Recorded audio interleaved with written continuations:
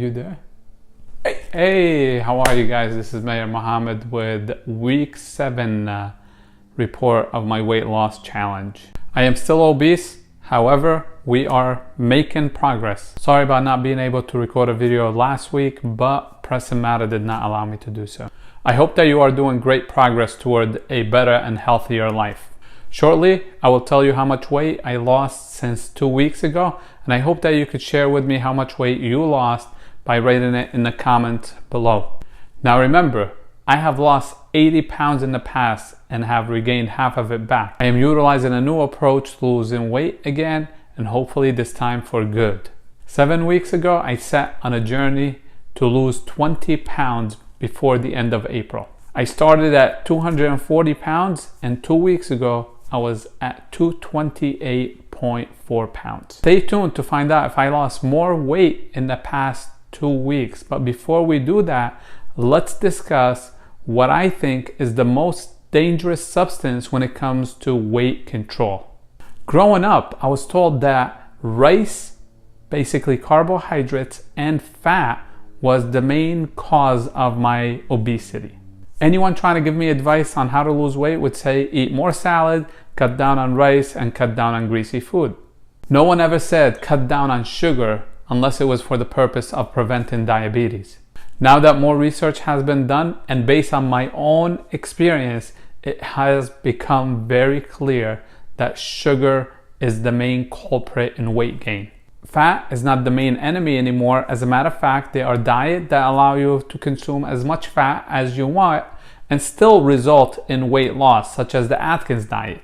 Here's my own interpretation of why sugar is so problematic based on my own experience and based on science. The problem with sugar that we consume with our diet or we add to sweets is that there is really no nutritional value to it.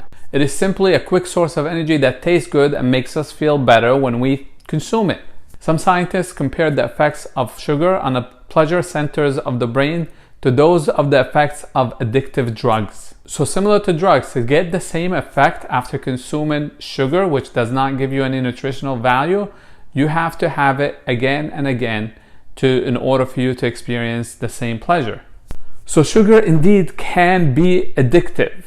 Well, we need to understand that our consumption of sugar most of the times is purely out of the desire to have the pleasure of enjoying the sugar. It's not out of the desire to have more nutrients.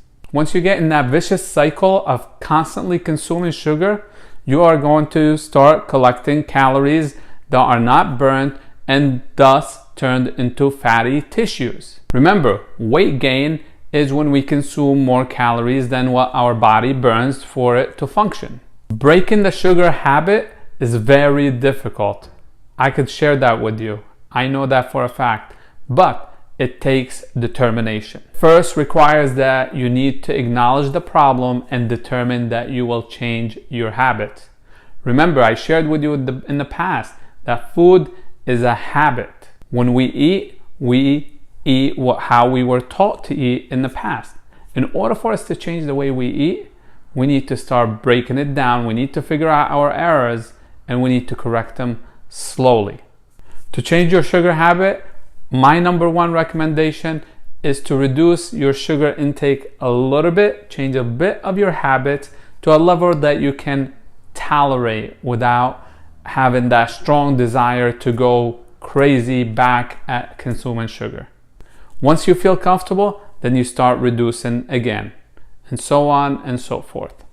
Another solution is to consume more fruits. Yes, fruits do have sugar. It's a better kind of sugar, number one. And number two, they're filled with water and fiber, which will make you feel fuller. One thing I do after dinner, and that's where I crave sugar the most, is to eat a lot of salad toward the end of dinner or drink a lot of soup. Now that I'm feeling stuffed, I will take a sugar consumption, but at that point, it only satisfies my desire for sugar. I'm not gonna need to take it over and over again because I am already full. My stomach has already told my brain that I'm full. So that piece of sugar, that piece of sweet is only there to satisfy the desire, not telling the brain I need to eat more and more because I'm not full, and do it with sugar.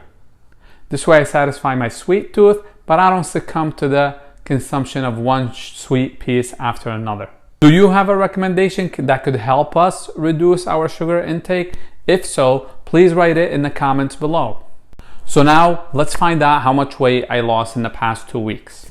Before we do so, if you found this video to be helpful, please hit the like button down there and click on the subscribe button as well.